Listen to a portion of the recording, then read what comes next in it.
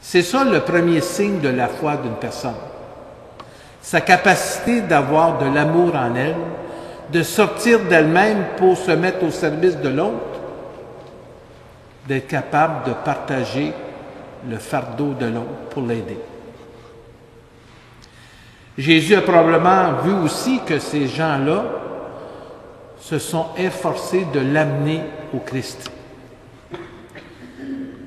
On ne sait pas la distance, ils sont peut-être partis de l'autre bord de la rue, ou ils sont peut-être venus du village voisin. Ils ont eu à vaincre la fatigue de porter cette... Ils ont eu à ne pas se décourager face aux difficultés, aux obstacles, à surmonter les barrières. Lorsqu'ils sont arrivés, ils ne pouvaient pas rentrer, ils ne pouvaient pas passer par la porte. Ils ont trouvé une autre façon de le conduire jusqu'à Jésus. Ça aussi, c'est un autre signe de foi. Notre capacité, notre désir d'amener les autres jusqu'au Christ, jusqu'à Jésus. Le texte ne le dit pas, mais on peut soupçonner, on peut imaginer facilement que lorsque le paralysé s'est relevé puis était guéri, non seulement lui, mais aussi les 4 porteurs sur le toit étaient contents. Ils ressentaient une joie puisqu'ils avaient vu l'action du Christ. Ils avaient contemplé la force salvifique du Christ. Et ça aussi, c'est un signe de foi. Être capable de reconnaître l'action de Dieu dans la vie des autres autour de nous et d'être capable de rendre grâce à Dieu pour ça. Quand on y pense, les 4 porteurs ont été un peu comme Marie, ou du moins ils ont suivi son exemple. Ce sont des personnes comme Marie qui ont brûlé de l'amour divin en eux. Ce sont des gens qui se sont penchés sur la détresse humaine. Ce sont des gens qui désirent conduire les autres à son Fils Jésus. Et ce sont des gens qui, un peu comme Marie avec son Magnificat, ils sont capables de dire une action de grâce pour l'action de Dieu pour les gens. Jésus a guéri l'homme et lui a dit, « Lève-toi, prends ton grabat, marche, rentre chez toi. » On ne sait pas depuis combien de temps cet homme était paralysé.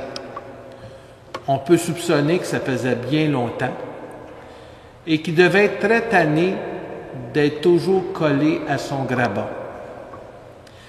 J'imagine que son premier réflexe était de s'en débarrasser puis de ne plus jamais vouloir le voir. Pourtant, Jésus lui dit, « Prends-le, porte-le avec toi, marche avec. » Cet homme aurait peut-être voulu délaisser son grabat. Pourtant, malgré sa guérison, Jésus lui dit, « Garde-le, marche avec. » Peut-être que le message que Jésus voulait nous dire à nous à travers cet homme, c'est que cet homme avait le feu du Christ, de l'amour divin en lui. Il avait la force du Christ qui l'a rendu capable de se relever, que désormais, aucune croix dans sa vie, aucun brancard, aucun péché ne pouvait le garder écrasé, paralysé. Que le Christ l'avait rendu capable d'être debout, ressuscité, de marcher, même s'il devrait encore porter un brancard ou une croix. Peut-être qu'encore aujourd'hui, des gens ont apporté leur brancard ou leur croix. Mais Jésus leur dit, vous allez être capable de vous lever et de marcher avec. Vous allez être capable de vivre avec parce que je vais vous donner ma force. je vais vous donner ma lumière. Les gens qui me connaissent savent que j'aime beaucoup les films. Un des types de films que j'aime, ce sont les films qui parlent des hommes primitifs. L'histoire des premiers hommes, ça me fascine. Comment ils ont découvert le feu, comment ils ont découvert les premiers outils, comment ils se sont protégés des animaux qui étaient bien plus gros qu'eux autres, comment ils ont appris la cuisson, toutes les choses. Ça me fascine. Et un jour, j'écoutais un film, et c'était l'histoire de la quête du feu. Ils avaient, j'imagine, grâce à un feu qu'ils avaient pu chercher avec un éclair ou un tonnerre, je ne sais pas trop, ils avaient un feu dans leur petit clan, et un jour, ils ont perdu la flamme. Et c'était une catastrophe, parce que le feu, non seulement les permet de s'éclairer, de se réchauffer, de cuire les aliments, mais ça les protège aussi des animaux. Alors, ils ont envoyé 3 hommes du clan à la recherche du feu, d'une flamme. Et le film, c'est l'histoire de ces gens-là. Ils vont rencontrer des mammouths, ils vont être attaqués par d'autres tribus, ils vont sauver une jeune fille qu'ils vont amener avec eux. Et dans l'histoire du film, ils vont récupérer du feu. Et ils rentrent dans leur village avec le feu. Ils sont tout le monde content parce qu'ils vont avoir la flamme pour pouvoir garder le feu allumé. Et dans l'énervement, puis dans la joie, dans l'excitation, une des personnes qui a pris la chose qui portait le feu, s'enfarge, il tombe à l'eau. Il éteint le feu.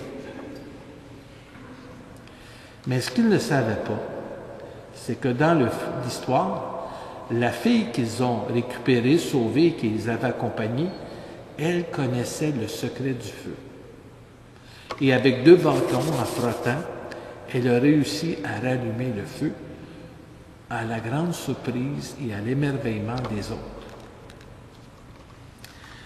Nous aussi, nous connaissons une femme qui a le secret du feu, de la flamme d'amour divine. C'est Marie. Elle nous a donné ce secret-là. Le secret, c'est d'abord en disant oui à Dieu, en cherchant à vivre selon sa volonté.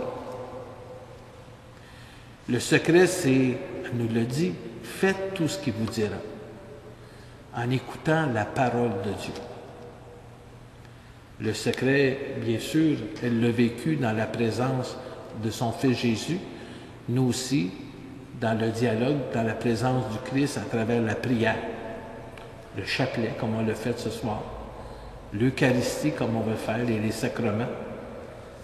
C'est le secret du feu de la flamme d'amour divine. En cette Eucharistie, en cette soirée, on va demander au Seigneur qu'à l'exemple de Marie, notre Mère, nous soyons nous aussi des gens qui soyons des porteurs de la flamme d'amour, afin de pouvoir rayonner autour de nous et apporter le feu divin aux autres.